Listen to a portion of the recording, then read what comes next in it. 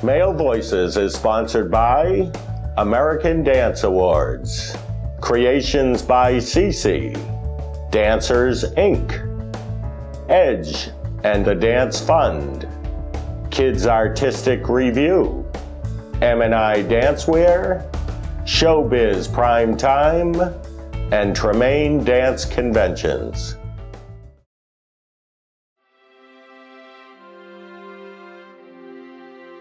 Hello, my name is Regold and I am the producer of Male Voices. As a young dancer, I dealt with the teasing and bullying that so many young male dancers deal with today. It took me years before I was able to speak about it because the hurt was too much to revisit. Male Voices brings viewers into the world that so many male dancers live. The first 2 episodes in the 6-part mini-series hit the tough issues head-on.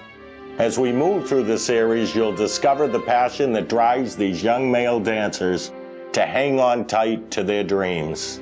Enjoy Male Voices.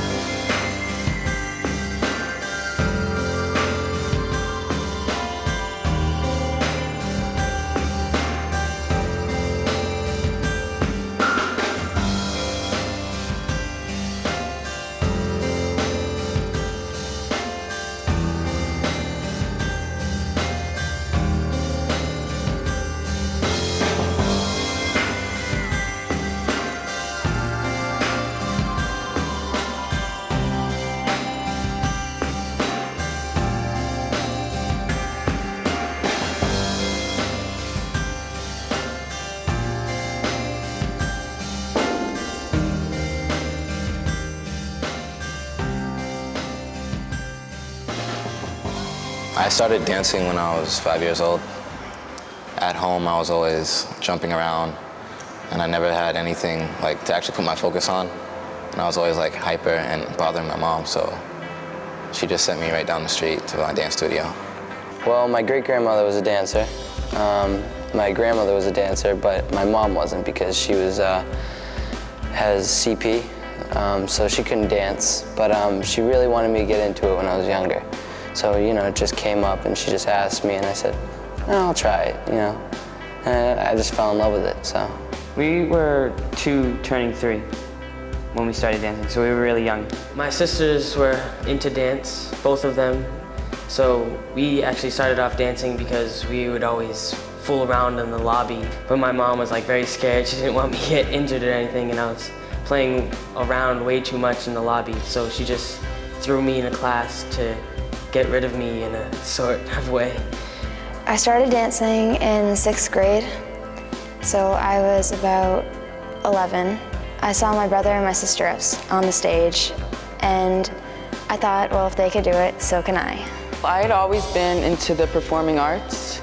Like, I used to do acting, singing, but I never focused on dancing. And then one day, one of my teachers told me, you should really try a dance class. So I came here, and I tried it, and I've loved it ever since. I started dancing because when I was in kindergarten, my sister was dancing. I started coming to the studio sometimes, and I was watching her dance, and even when I was that little, I could feel like the passion. I could feel that like it was special. And I looked at my mom, and I was like, I want to do this. Well, I have an older sister who is 2 years older than me, so when I was younger, I kind of always did everything she did. So when she started dancing, and I didn't have something to do, it was just like the next logical thing for me to do. So it was like, I guess I was always in the lobby where she was, and so then one day I just said I wanted to do it, so I started. I think I was 9, so she was 11 when I started. I started dancing when I was 3 years old. I think it was 1995. My grandmother and my parents took me to go see the New York City Ballet's Nutcracker around Christmas time. They brought me there for the music, and I fell in love with the dance.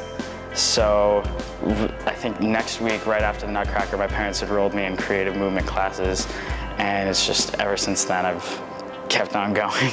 It's been what I love to do. One time this boy came up to me and he asked me what my sweatshirt said, and it was the Gold School, and it said dance art. So I said, well, I dance. And he was like, oh, that's gay, dancing's only for girls. And I was like, no, it's really not. And he was like, yes, it is. So I just went along with it because he probably came from an environment that he didn't know anything about dance and how it can also be very masculine. The boys in my school before, I did gymnastics, so they knew that I would have to wear a leotard and little booty shorts and stuff like that. So they would always make fun of me before I started dancing, but some guys would think, oh, hey, you have to have a bunch of strength to do gymnastics, so they would ease off on the teasing, while other boys just thought they were too cool. No one actually comes up to me. They might be saying it behind my back, but I never actually hear it. Some might ask, what are you doing after school? And I have to say, dance. They don't understand how I can devote my life to that.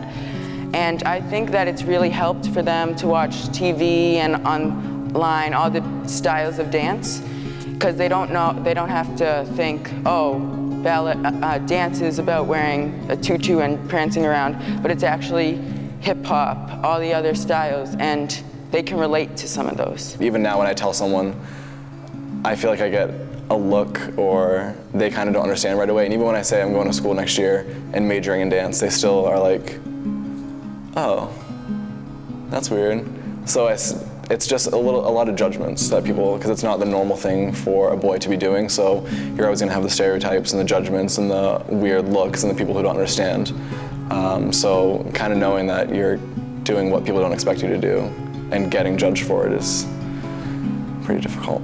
I found out from a close friend of mine one time. He called me and told me that he had been online, and there was I guess it was just a group on MySpace of people that was dedicated to making fun of me and not pretty much hating me. Ross LeClaire Haters is what it was called.